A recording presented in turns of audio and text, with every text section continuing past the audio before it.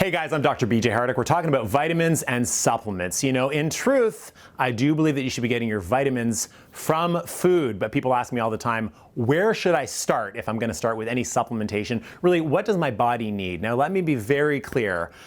You should be working with a healthcare practitioner. And also, ideally, you would get your body tested to find out what all your toxicities are and what your deficiencies are. But in lieu of being able to test every single person's body, a couple of years ago, working very closely with MaxLiving and all of our partners, we wanted to develop what would be those daily essentials, meaning if people were going to start, what are the vitamins and supplements that are going to benefit the majority of people in the majority of cases in the safest and most effective way? There's a couple things to think about. One is quality, and the other is quantity. When we talk about quality, it is so critical that your vitamins and your supplements, that they don't have toxic materials, that they don't have excipients, that they don't have additives, that they don't have fillers, and also that they're very utilizable and very absorbable by the human body. That's so critical, and that's what we look at now in quality manufacturing for vitamins and supplements. When it comes to quantity, I'd also emphasize that oftentimes those recommended daily intakes, they're far less than what the human body really needs to thrive. And that's where typically now the natural healthcare companies with whom we work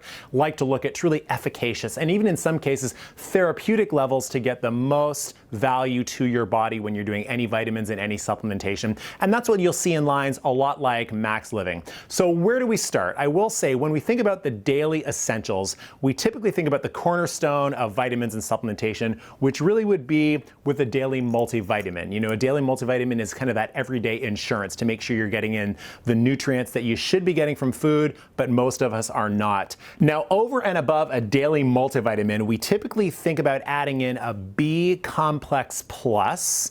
These are so critical and they're really deficient in most people's bodies that we really need B complex from an entirely separate vitamin because we need so much B complex that there's not enough real estate in a multivitamin. B complex often associated with nerve function, but also blood cell formation, energy management, DNA repair, I could go on. And we would also say that magnesium needs to be taken as a standalone in addition to that daily multivitamin, again, because most people do benefit from supplementing with magnesium, and it's important to get it from a high quality source like a magnesium glycinate so your body utilizes it. The next thing I would think about would be getting in some level of omega-3 fatty acid, essential fatty acid supplementation on a daily basis. And again, this you're not typically going to find in a multivitamin because you're typically going to get it in a gel form. I like to recommend the Omega Complete, which is going to work for most people. We know that omegas are going to benefit brain health and they're going to benefit cardiovascular health. Most people need omega-3s, and I like to see that people are getting them both from animal and plant sources combined. Plus, it's paired with things like lipase to really help those things get broken down so you don't get that aftertaste, which often comes with a lot of omega-3 fatty acid supplements.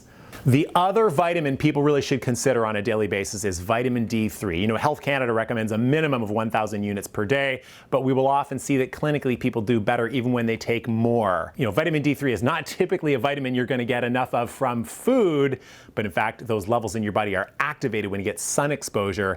And again, we like this in a liquid form, paired with vitamin K2, again, to increase your body's ability to utilize that vitamin D3.